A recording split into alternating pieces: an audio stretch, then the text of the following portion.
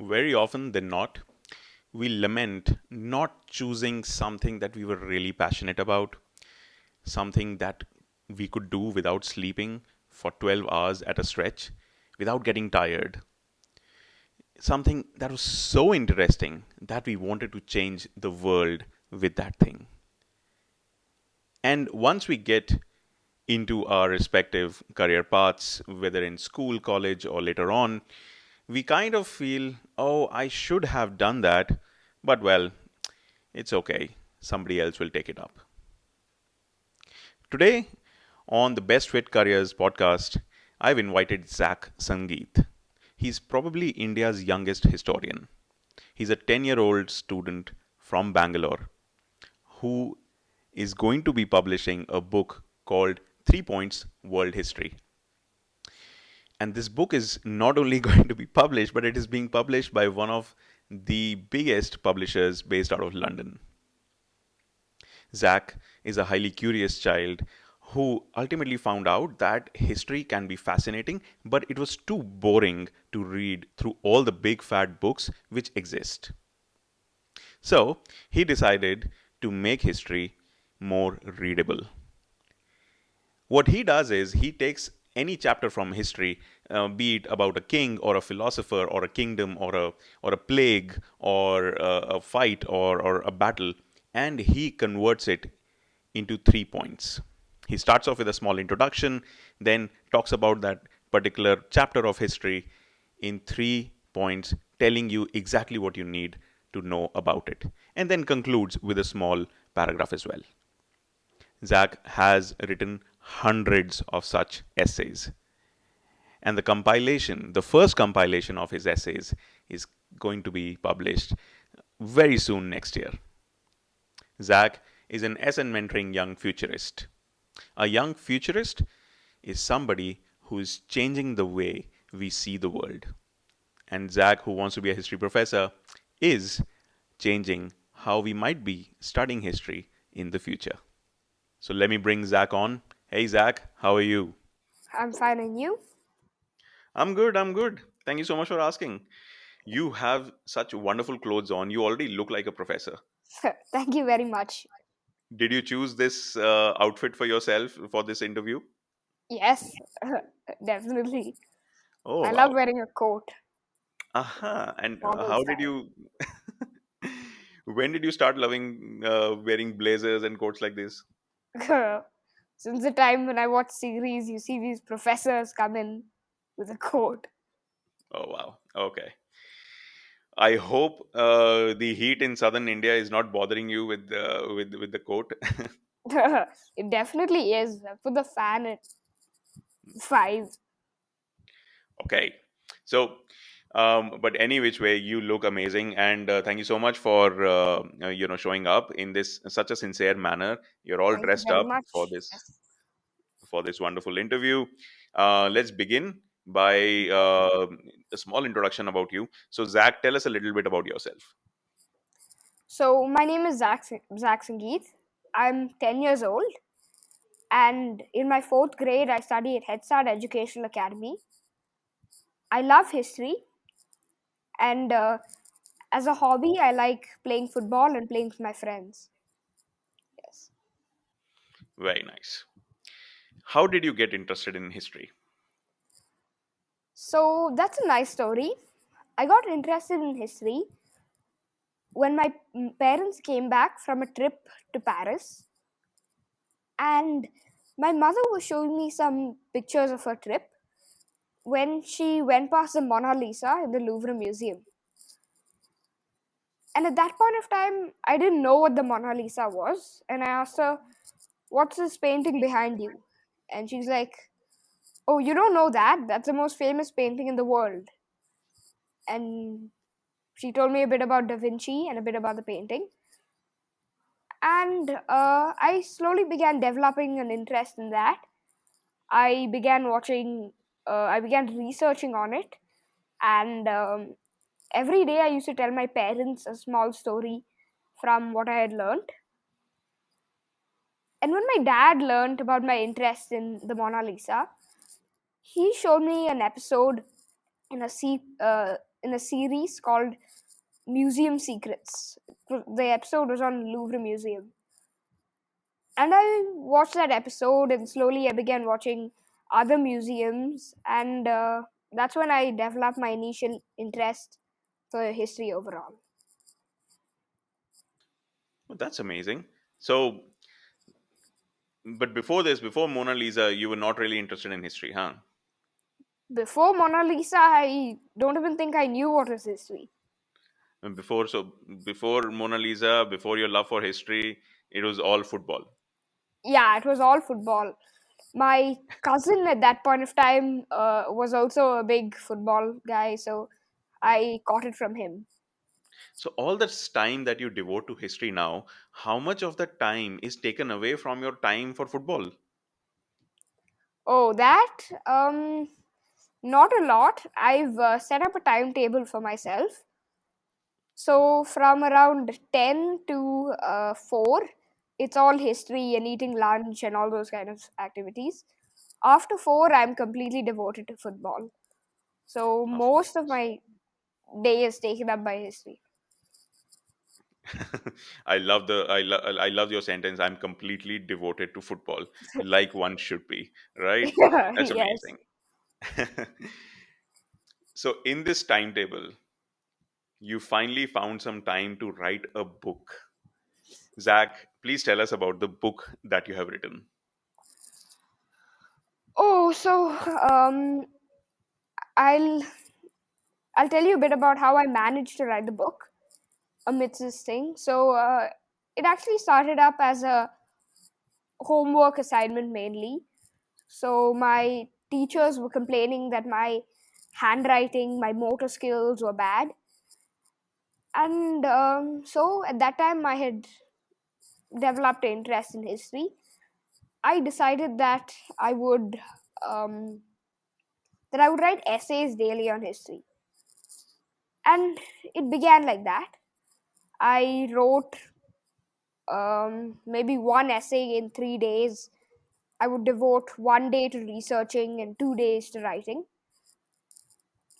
And when I began writing these essays together, reading these essays together, I noticed it would form a book, and that various topics could be grouped together to make chapters.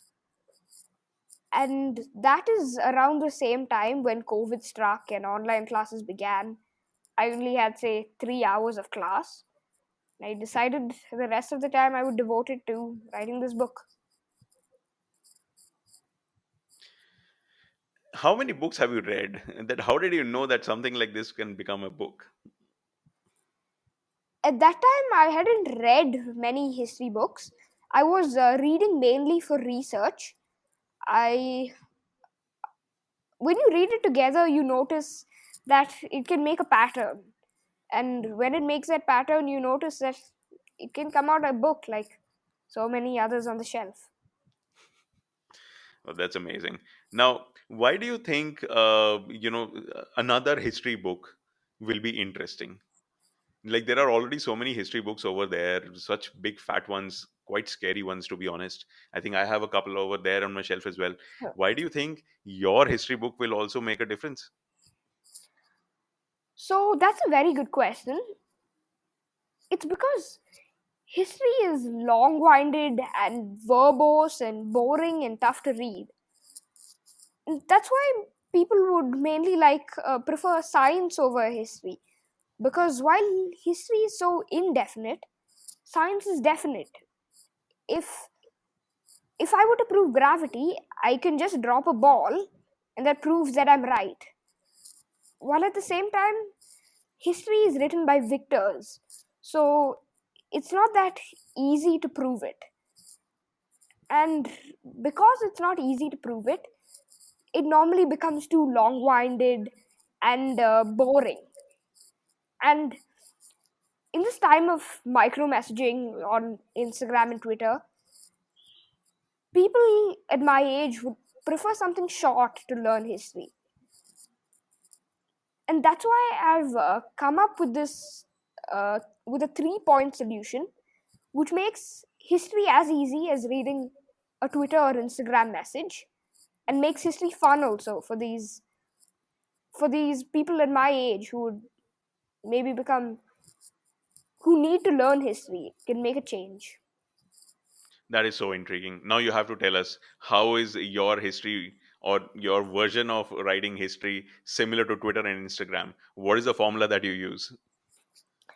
So I use something called a 3 points formula. So that formula took a bit of time to evolve to its best form at this point.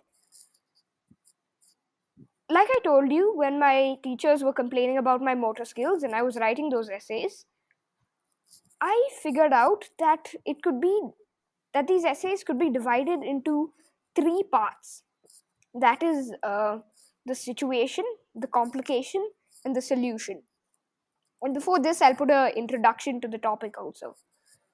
And so I started out my journey. I was writing mainly on emperors, empires, kings, which is all what you would know about when you begin off. And slowly, when I began finding other topics like, say, philosophers and thinkers, inventions and inventors, I learned that this situation, complication, solution format was not working. Hmm. That is when I began researching a lot on these new topics, and learned a new format was coming in, and that was the past, the present, and the future. So I'll maybe you've not understood that, so I'll give you an example of what I mean by that. I'll give you an example with one of my most, I think, the most important philosophers in history, who is Georg Hegel, who's a German philosopher. So, past is how what was the belief before Hegel. It was believed that the age the people were living in was the best age. The present is that during Hegel's time, what was the change he made? Mhm. So, Hegel changed that and said that maybe the modern age is a good age, but you can take good things from the past and make the modern age better. So, one example of that is right now we are very individual. We're always having our noses 2 inches away from the screen. But at the same time, in ancient Greece, you can learn how to live in communities. So, you can make the modern age better. And then the future, which is the third point, is his influence or impact on other people. One example for that is me myself, who is who thinks that's a very important philosophy and wants to change the future by using this same philosophy, using this philosophy as a basis. Wow. Wow, that was a big history lesson actually. Would Yes. you like to do one more? Or do you want to read a chapter from your book? Oh yes, definitely. So I've picked Justinian's Plague today, which I think has an Justinian's important Plague. lesson for us. I'll just- Okay. So Justinian's plague was a pandemic that swept across the world, especially affecting Constantinople, starting 541 AD, the capital of the Byzantine Empire, during the reign of Emperor Justinian I. During the time of Justinian, the Byzantine Empire was at its peak, having conquered large parts of North Africa and the Italian peninsula. First point, Justinian's plague was a bubonic plague caused by Yersinia pestis, a bacterium and transmitted by the bite of an infected flea or rodent. It is claimed to have originated in China and spread through land and sea trade routes to Egypt. The plague arrived through fleas and rats that traveled on the great grain ships sent to Constantinople from Alexandria. Second point, the plague was so widespread that even Justinian was struck by the disease, though he managed to recover. Wars and trade facilitated the spread of the disease. On a daily basis, 5,000. Sometimes even 10,000 people died in Constantinople. Since medical help was not available, people resorted to home remedies like cold water baths and black magic. Eventually, people started containing the spread through quarantining. Third point. Justinian's plague lasted only about 4 months in Constantinople, but persisted for almost 300 years, with the last outbreak reported in 750 AD. During the epidemic, almost 40% of the population of Constantinople disappeared, resulting weakening of the social structure, economy, and administrative capabilities, and eventually the weakening of the empire. Agriculture and trade were devastated, resulting in widespread famine and deaths. Militarily also, the empire was weakened, resulting in northern Italy being conquered by the Lombards in 568 AD. So that is a page from my book. Wow. You said there was a lesson to be learned from this. I think I understood the lesson, but would you like to tell us all the people who are listening to this also? Yes. So I think the lesson we have to learn from this very page in history is that right now we're going through the COVID times. So it's very important to see how it's these plagues previously in history that has improved our containing of the spread of COVID right now. And I'll give you a couple of examples of that. Most of the innovations we have made right now, like quarantining and social distancing, actually started with the first epidemics recorded in history, which are the Black Death and Justinian Plague epidemics. And during this period, things like uh, things like social distancing, quarantining were invented. And even the mask we use right now is just an evolved version of the mask they used during those periods. So I'll give you an example. During those periods, they used something called bird masks. So they were masks with a beak on them. And what happened is that inside that beak, like our modern filters in the mask, they put things like garlic and herbs, which they believed would keep the disease away. So that proves that whatever precautions we use now actually evolved from what was there hundreds of years back. And another thing I wanted to say is that there might always be a positive thing in the darkest times like now. And I think a good example of that would be the Dark Ages in Europe. So during the Dark Ages in Europe, people believed that religion was the most important thing. Because of this, they did not give importance to things like astronomy, mathematics, science. And so it caused a dark age where there was no developments in this. The Europeans always looked through a narrow lens. And this narrow lens showed that the entire world was having the same dark age they were having. But it might be a little different from that. There were actually golden ages around the entire world while Europe was going through the dark age. One example for such a golden age, and this is exactly the same time as Europe is going through the dark age, is the Islamic golden age. So the Islamic golden age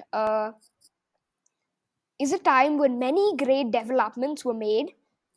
Many great astronomers, thinkers, philosophers began emerging, like Al-Khwarizmi, Al-Farabi, and Omar Khayyam, who are the basis of modern astronomy. At the same time, in South India, the Chola Empire was ruling, which caused the South Indian Golden Age, where culture flourished, great art was made, and temples were built. At the same time, back in China, there was a Chinese golden age under Tang and Song empires, which under it many great innovations were made, like the printing press and the woodblock printing, and of course gunpowder, which was very important. And so this shows that even during the darkest times, like the dark ages in Europe, there could always be some positive things, like all the golden ages. That's the same for our now COVID crisis. Now, Zach, I mean, you've been doing such amazing, wonderful research. Now, during your research journey, you might have found something which really surprised you. Can you give us an example of that? So, one thing that really surprised me is this long thread I found in history, in fact, and that is the Silk Route.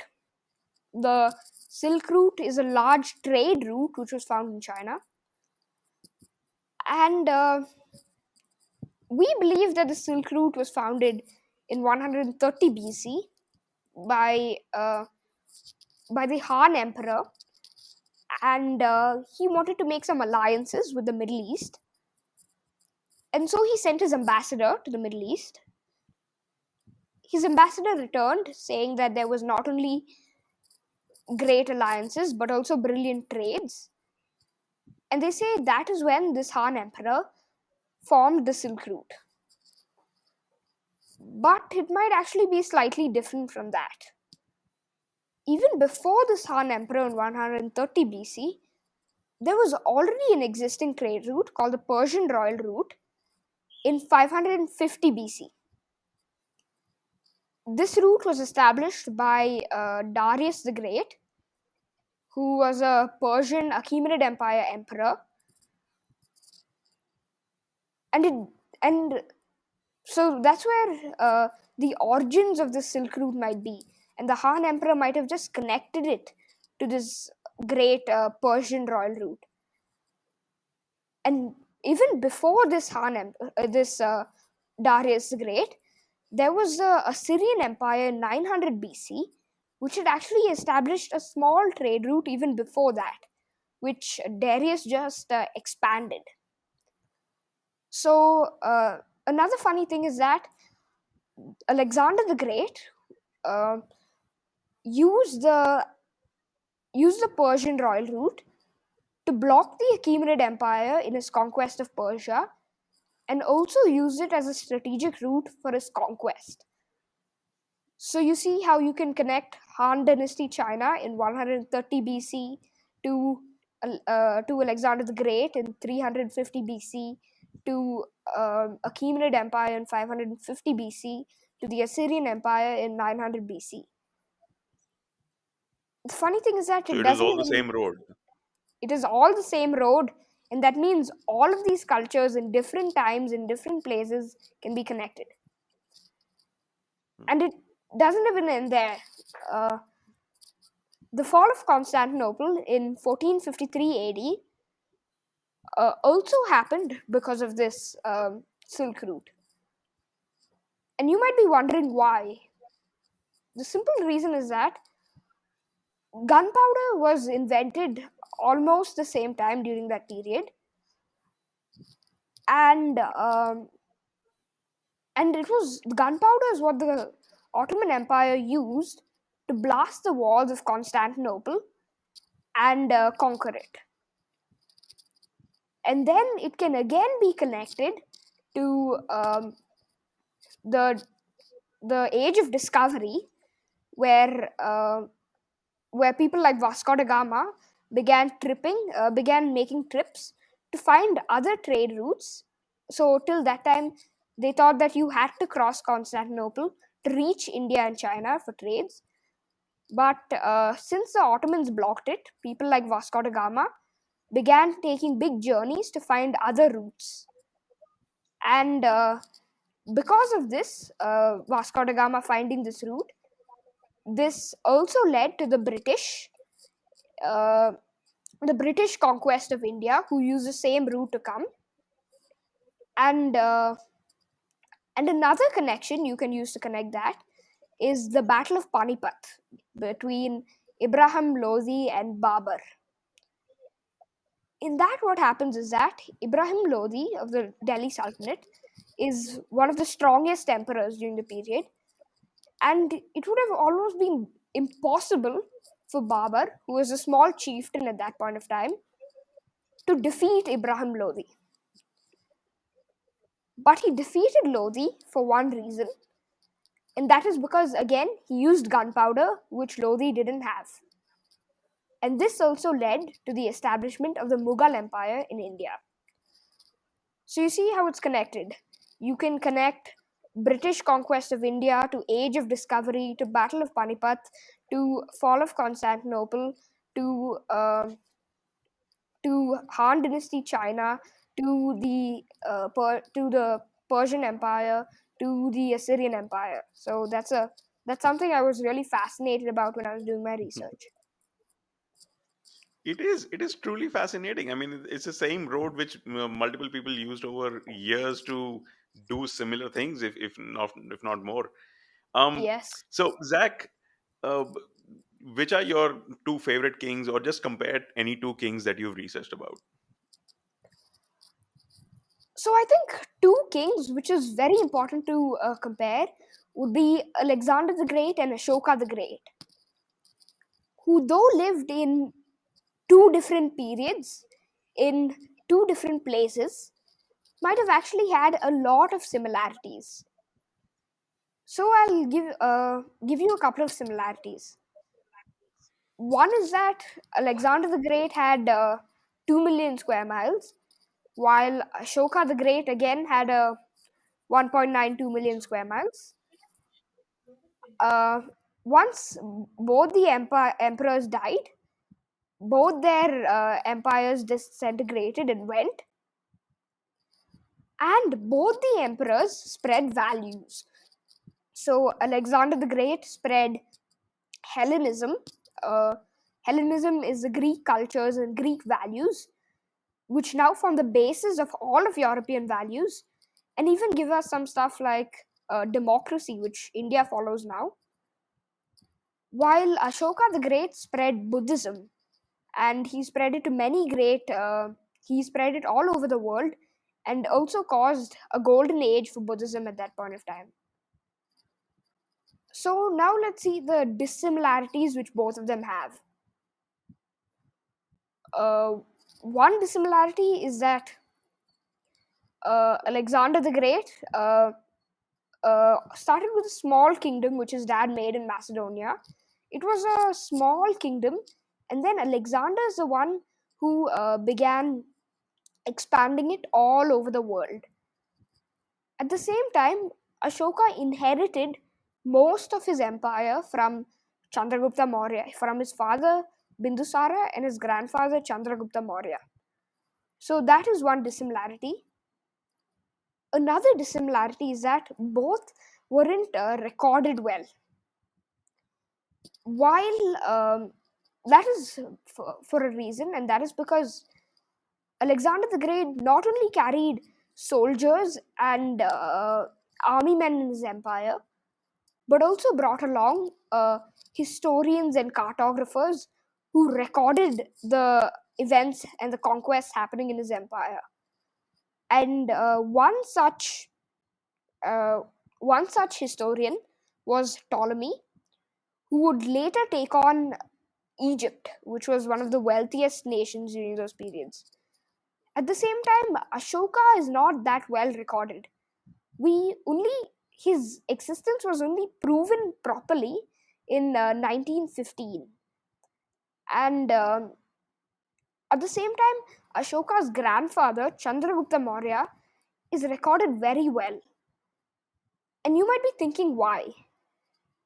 That is again because one of Alexander's generals, Seleucus Nicator, was in an alliance with Chandragupta Maurya. So that might be another reason for uh, for Chandragupta Maurya to be recorded well. So yeah, I think Well, that's that's the amazing. comparison between both of them. And wow, You're such a big historian, man. I mean, I don't know what to say anymore. Thank And you very much. you have you done something related to because I think you love football. That's what you said. Yes. Do you know anything about football history as well? Yeah, I think football is very important because football is not a science. Football is a art. While if I try to drop a ball to prove gravity in science, it would work each time. The same thing will work. But if I were to use the same strategy or formula to score a goal each time in football, it wouldn't work. So I think football is our art, Mm, which is very important. wow. Your parents, I know your parents, they they come from economics and management backgrounds. Why didn't you choose something like that? Why are you going for something so obscure like history? Don't you want to make good money in life? Yes, so I've thought about that. Um, You let's have take an thought about example. that? Why did Yeah, you think about definitely. that, Zach? You have to tell us that also. Yeah, I'll tell you that. Um, Let me compare it to, for example, science. Okay, I think science is, like I said before, science is very definite. You do formulas, you do experiments, and that those experiments can prove something, and that is definitely proven. So you know for sure that that is there. At the same time, in history, like Napoleon said that history is always written by the victors. So if history is always written by the victors, it's tougher to prove it easily like science.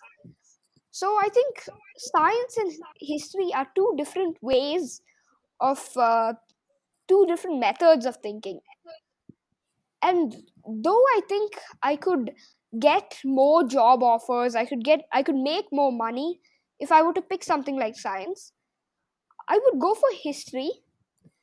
Um, One, because it's a different way of thinking, like I said, and I like that different way of thinking.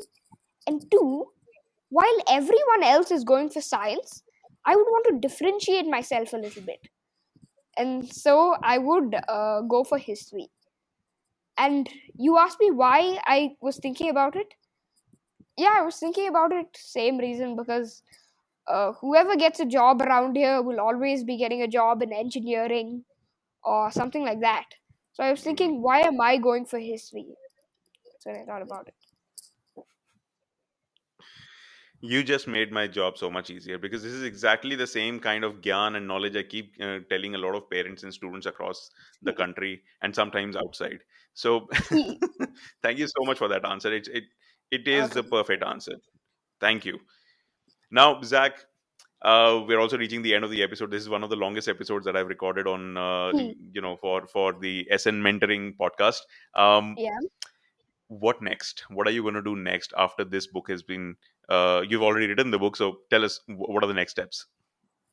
So I've been thinking about a lot of things. One, I've been writing some more essays. I've been thinking about a second book, and this second book is slightly different. So in my first book, I'm talking about to the point summary of everything that mattered. You're trying to develop a better knowledge on what you already know. My second book is to the point summary of the not so obvious. So things that played in the background, things that you don't know about but are very important. So that is another thing I'm focusing on. Then I'm focusing on another couple of Wow. stuff. I'm trying to figure out another way to make history more fun for people at my age. Again, not make it boring, not making it long-winded and verbose. And since my friends are always interested in video games, I also tried something out for them. I've began coding games. I'm trying to make games. I'm very bad at it, but I'm trying, and make some interesting games for them. And my friends are also helping out. We formed this organization called Bucks Builders who code games like this. Oh my God, Zach. Thank you so much for being here and enlightening Thank you us so with much. your wonderful work. Thank you for existing. Thank you so And much. there you Yeah. go. If you want to talk to Zach, or if you have any questions for him, do reach out to us. And so Zach is right now a historian, already a history professor, as you can see. Hopefully in the future he will also be a programmer for games, and he will be telling people what to do in life, just not follow science. So um, see you next time. Thank you, Zach. Thank you for being here.